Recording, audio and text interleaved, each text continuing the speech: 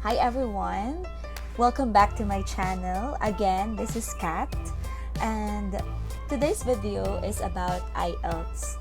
So, I'm gonna discuss with you all about IELTS, the things I know about that, alright? Alam ko maraming nagtatanong, maraming curious, maraming gustong malaman about IELTS talaga.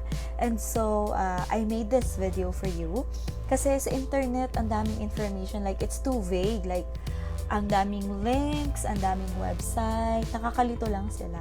So, at least we've simplified this video for you. Alright? So, actually, disclaimer lang din guys, it's a self-review that I did for this one. So, alam ko may may agency na sa inyo, yung iba, meron din yung iba, may mga review center. So, of course, if you have a review center, like sila nang mag-guide for you to be able to book the IELTS, and yung iba nga, magbabayad ka na lang and sila nang bahala for everything. So, for this video, these are for those people like me na ako lang lahat. Like, I know nothing from start, and then I did my research, I booked my exam on my own, I did a self-review. So, just keep on watching guys so that malaman nyo rin kung ano yung mga ginawa ko and that maybe it can help you as well. What is IELTS? So, IELTS is an abbreviation for International English Language Testing System. From the word itself, it's an international accredited test to assess your English capacity. So, it is, or 4 areas are being assessed here, which are yung speaking, writing, listening, and reading. Okay, alright. So, which countries naman requires you to take IELTS? So, there are 5 countries that I know of. They are the USA, UK, Canada, Australia, and New Zealand. Alright? So, iba't ibang countries, iba't ibang target scores ang kailangan mo. Bakit mo kailangan mag-take ng IELTS? Para saan? Okay? So, may 3 reason kung bakit mo kailangan mag-take ng IELTS. I think yung number 1 and my widely known reason is that you're gonna go there for work. So, of course, para maka-work ka sa lugar na yon, kailangan mo patunayan na competent ka sa English language. And then, second would be, if you're gonna study in that country, para ma-employ ka sa isang school or maka-apply ka for your for that school, kailangan mong mag-sit for your IELTS. And then third would be for migration. Kung may asawa ka doon na nag-iintay sa'yo, I think you have to sit for your IELTS as well. Okay? Let's talk about the scores or how this IELTS system or this IELTS scoring system works. So, with the scoring, actually, walang bumabagsak. But there are certain scores na you have to meet. It depends sa country na pupuntahan mo at kung ano ang purpose mo sa country na yon. So, the perfect score would be 9, which means you're an expert user. Alright? And then the last or yung pinakamababang score is 1, which is you're a non-user. So, in between 2, 3, 4, 5, 6, 7, 8, may mga category siya. Where to book your IELTS? I'm gonna speak for my experience. And for me, these are for the people na nag-book ng IELTS on her own, nang walang agency, nang walang review center. Pupunta ako ng UK for work. Alright? So, these are my steps. I actually had a hard time deciding kung saan ako magbubook ng IELTS. Here in the Philippines, may 2 issuing organization for IELTS, which are the IDP and the British Council. Actually, ang dami ko pang ni-research, like, winay ko pa kung ano mga benefits and all and that.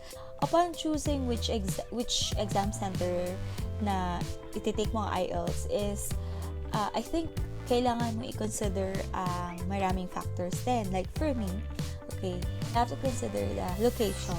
Kung saan ka mas malapit, I think that's better para mas alam mo kung saan yung lugar, hindi ka na maliligaw and whatnot.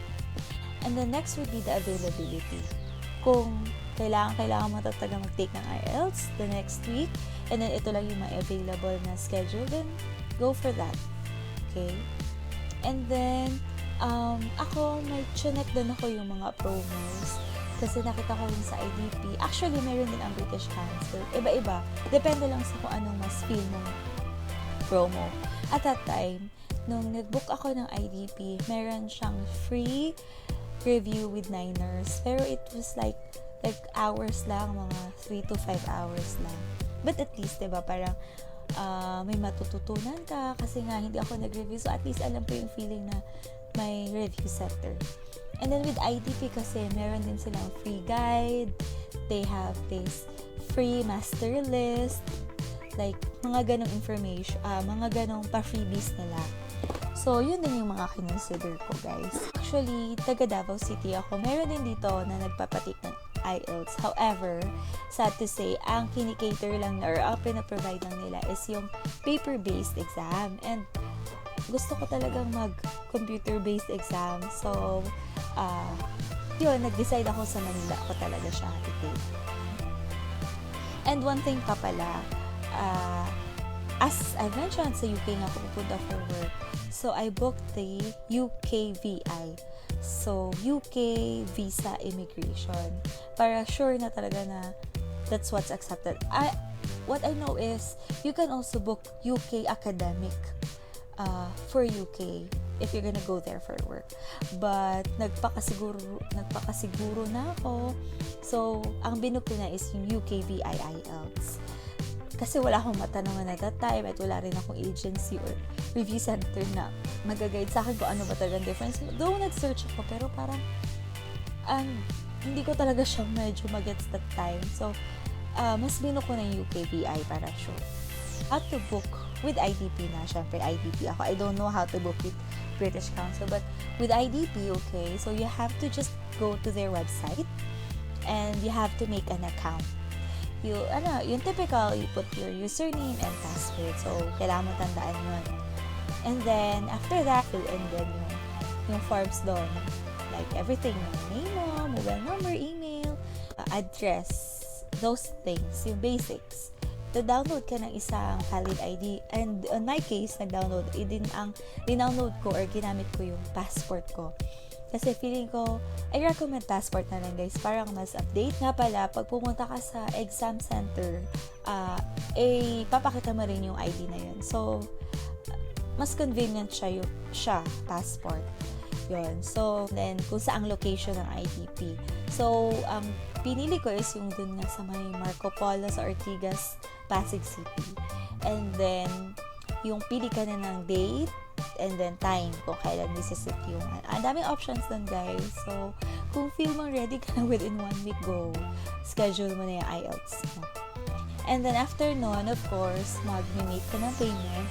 Take note, guys, ang ina-accept lang nila is credit card. So, wala akong credit card.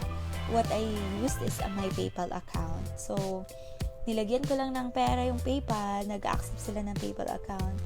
And then, yun na, nakapag-book na ako ng IELTS exam ko.